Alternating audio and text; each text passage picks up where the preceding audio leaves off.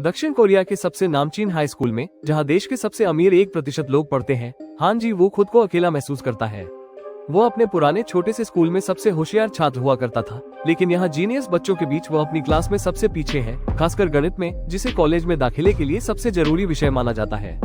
जी वो के सहपाठी अमीर है, इसलिए वे महंगे ट्यूशन और कोचिंग का खर्चा उठा सकते हैं, लेकिन जी वो सरकारी मदद पर पढ़ रहा है और उसके पास इन सब चीजों के लिए पैसे नहीं है। उसके गणित के टीचर मिस्टर किम उसे टोकते हैं कि इन नंबरों के साथ उसे अच्छे कॉलेज में जगह नहीं मिलेगी और उसे स्कूल बदलने की सलाह देते हैं। एक रात जीवू के रूममेट्स उसे कुछ पैसे देते हैं ताकि वो चुपके से बाहर जाकर सबके लिए नाश्ता और शराब ला सके, लेकिन लौटते समय जीवू को रात का गार्ड ली हक सन पकड़ लेता है। अगली सुबह मिस्टर किम उससे इस योजना में शामिल बाकी लड़कों के नाम उगलवाने की कोशिश करते हैं, पर जीवू दोस्ती और वफादारी के खातिर चुप रहता है।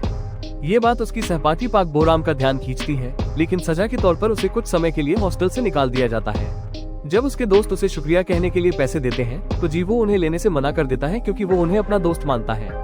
वे लोग बाहर से खाना लाने के दूसरे रास्तों पर चर्चा करते हैं, लेकिन जब से हक सन गार्ड बना है, यह नामुमकिन हो गया है। वे हक सन को कम्युनिस्ट अफसर कहते हैं क्योंकि वो उत्तर कोरिया से भागकर आया है। बाद में हक सन डॉक्टर के पास जाता है, जो उसे बताता है कि रात की ड्यूटी उसकी सेहत के लिए ठीक नहीं है और नींद की गोलियों की वजह से उसका शरीर सही से काम नहीं कर रहा। हक सन उसे याद दिलाता है कि एक शरणार्थी होने के नाते उसे यही नौकरी मिल सकती है। इसके बाद हक सन अपने अकेले अपार्टमेंट में जाता है, जहां वो अपना समय कछुए को खाना खिलाने, स्ट्रॉबेरी वाला दूध पीने और सुडोकू पहेलियां सुझाने में बिताता है।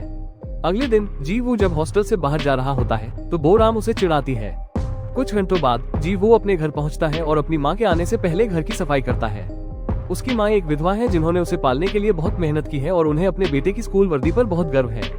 माँ का दिल न दुखे, इसलिए जीवू उन्हें यह नहीं बताता कि उसके पास सोने की जगह नहीं है। वो झूठ बोलता है कि वो सिर्फ मिलने आया है और उसे रात होने से पहले स्कूल वापस जाना होगा।